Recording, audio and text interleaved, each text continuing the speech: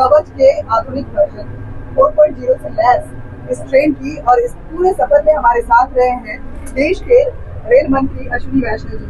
Sir, बहुत दिनों से लोग सुरक्षित रेल यात्रा के लिए बार बार कवच का नाम सुन रहे थे। इस बार हमने देखा कि स्टेशन भी कवच से लैस है, ट्रैक भी कवच से लैस है, ट्रेन भी कवच से लैस है। किस तरह का एक्सपीरियंस रहा आपका इसके साथ और जनता को किस तरह से आश्वस्त करना चाहते हैं? देखिए, 2016 में कवच का पहला वर्जन आया, उसके बाद में 19, 21, 22 और 2024 में कवच का फाइनल वर्जन। बहुत ही अच्छा सिस्टम है और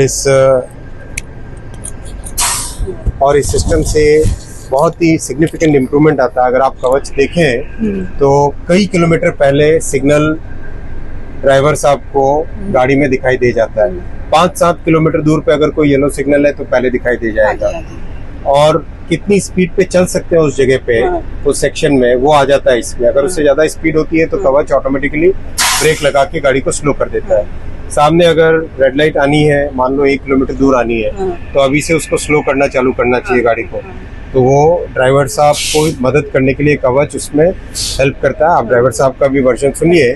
सर, क्योंकि आप पायलट हैं इस ट्रेन के, तो जाहिर सी बात है आप पे सबसे ज्यादा लोगों को भरोसा रहेगा जब आप बोलेंगे कि हाँ, ये जो सफर है रेल का, अब इस पे कुछ नहीं होना है। आप जब सफर करेंगे तो अपने आप को सुरक्षित महसूस करेंगे। किस तरह से आप इसको एक्सप्लेन करना चाहेंगे आम भाषा में, आम लोगों के लिए? आज ड्राइविंग के दौरान हमने कवच के साथ में जो काम किया है, इसमें रेलवे के अंदर काफ़ी क्रांतिकारी बदलाव महसूस कर रहे हैं, क्योंकि हमें एडवांस काफ़ी दूर तक सिग्नलों की लोकेशन मालूम पड़ती है। स्पीड कहाँ कितनी रखनी है वो मालूम पड़ती है। किसी भी दुर्घटना को होने से उससे पहले गाड़ी को ये डेड स्टॉप खड़ी कर देता है। तो ऐसी क्रांति की उम्मीद तो हम कम से कम इतने सालों से सोच भी नहीं रहे थे कि ऐसी टेक्नोलॉजी के साथ हम लोग भी कभी काम करने का मौका मिलेगा। आज हमें खुशी है कि ऐसी टेक्नोलॉजी के साथ काम कर रहे हैं और हमारे रहते रहते ऐसी टेक्नोलॉजी आई है।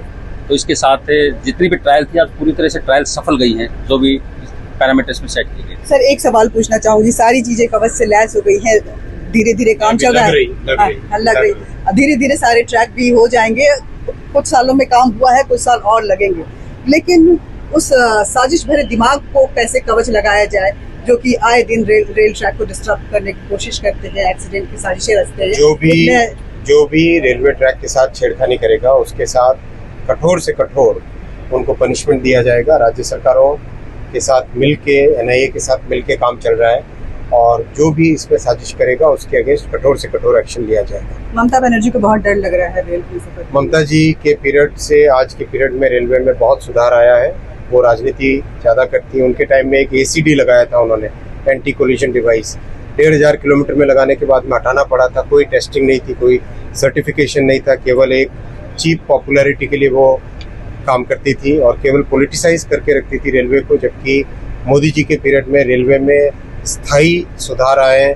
रेलवे का इलेक्ट्रिफिकेशन हो, रेलवे की टेक्नोलॉजीज नई लानी हो, नए ट्रैक का कंस्ट्रक्शन हो, नई तरह की ट्रेन्स लानी हो, हर तरह का बदलाव, स्टेशंस नए बनाने हो, हर तरह का बदलाव रेलवे में लाया जाए। एक आखिरी सवाल, कितना साल लग जाएगा, कितने और समय लग जाएंगे जब हम महसूस करेंगे कि हमारा पूरा ट्रैक, पूरा रेलवे स्टेशन और हर रेल जो है वो कवच लैस हो गया? दुनिया के बाकी देशों ने 15 से 20 वर्षों में ये काम किया, जिनके नेटवर्क हमारे से बहुत छोटे थे।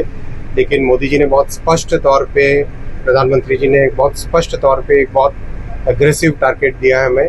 अगले 5 से 6 वर्षों के अंदर कवच देश भर में सभी ट्रैक्स पे लगेगा। बहुत बहुत शुक्रिया सर। देखिए, ये जो अड्डेबाजी थी वो रेल के सफर की थी और इसमें हम सुरक्षित यात्रा की बातें कर रहे थे और इस अड्डेबाजी में हमारे साथ देश के रेल मंत्री अश्विनी वैष्णव के साथ साथ जो इस ट्रेन के, इस रेल के जो पायलट हैं, जिनके हाथों में हमारी जिंदगियां होती हैं, वो हमें बचाते, वो दोनों हमारे साथ हैं। बहुत बहुत धन्यवाद।